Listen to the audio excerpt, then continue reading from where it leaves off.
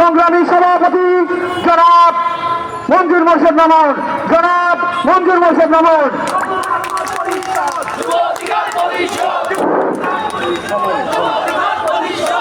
আজকের সমাবেশে যারা উপস্থিত হয়েছেন তাদেরকে বাংলাদেশ যুব অধিকার পরিষদের পক্ষ থেকে অসংখ্য ধন্যবাদ।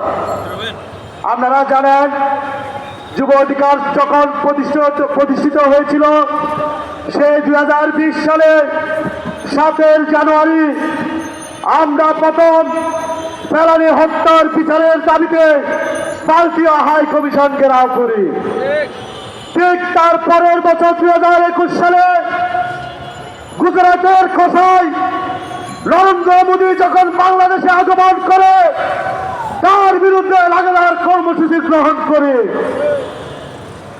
2021 সালের 25 মার্চ যুব এবং ছাত্র অধিকার পরিষদের ব্যানারে নরেন্দ্র মোদীর আগমন উপলক্ষে যখন প্রতিবাদ মিছিল করা হয়, সেখানে ভারতীয় পুলিশ, আওয়ামী লীগের গোয়েন্দা সংস্থা তারা আমাদের উপর হামলা করে 54 জনকে গ্রেপ্তার করে।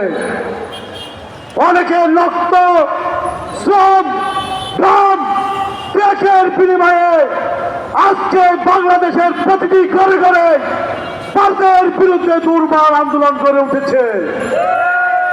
2023 সালে নির্বাচনের আগে ভারতের পরিকল্পনায় যখন দাবি নির্বাচনের দিকে আওয়ামী লীগ যাচ্ছিল, ডাকসু সাবেক বিপি নুরুল হক নূর এই বাংলাদেশে প্রথম ভারত খেদা আন্দোলনের কর্মসূচি ঘোষণা করে।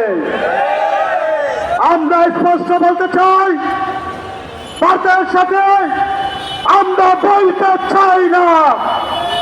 বাংলাদেশ ভারতের সাথে সম্পর্ক হবে ন্যায্যতার ভিত্তিতে, কোন অসম সম্পর্ক আমরা চাই না।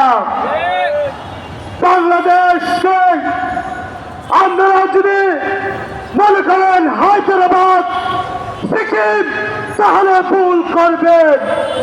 এদেশের স্বাধীনতা অর্জিত হয়েছে 30 লক্ষ শহীদের বিনিময়ে।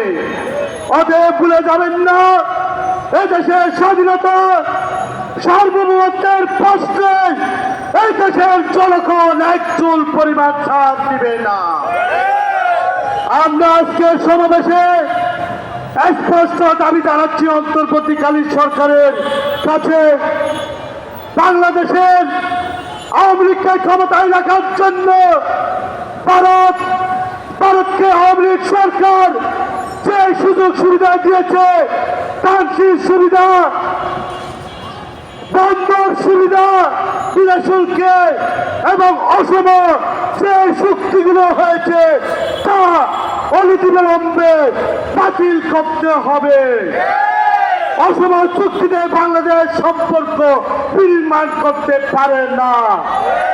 অতএব ভারত আমাদের প্রতিবেশী, আমরা চাই না আপনাদের বিরুদ্ধে আমরা কথা বলতে।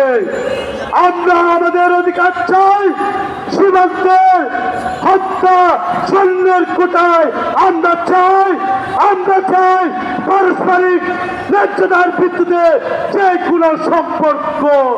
কাকে অবৈধভাবে ক্ষমতায় রেখে বাংলাদেশ থেকে যখন চাই তখন তা নিয়ে যাবেন, এই যুগ শেষ হয়েছে। আমি ডক্টর মোহাম্মদ ইউনূসকে ধন্যবাদ জানাতে চাই।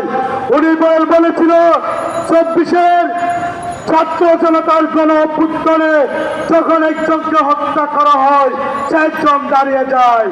ডক্টর মোহাম্মদ ইউনূস জাতীয় সংগ্রামে স্পষ্ট ঘোষণা করেছে, আপনারা যখন বাংলাদেশে একটা গুলি চালাবেন আরো 40 জন দাঁড়াবেন। অতএব আমরা বুঝতে শিখেছি, বাংলাদেশ বঙ্গবন্ধু সে অসম বাংলাদেশ নাই, এই বাংলাদেশ গৃহপালিত আওয়ামী লীগ শেখ হাসিনার সে বাংলাদেশ নাই। অতএব বাংলাদেশের সাথে সম্পর্ক হবে ন্যায্যতার ভিত্তিতে।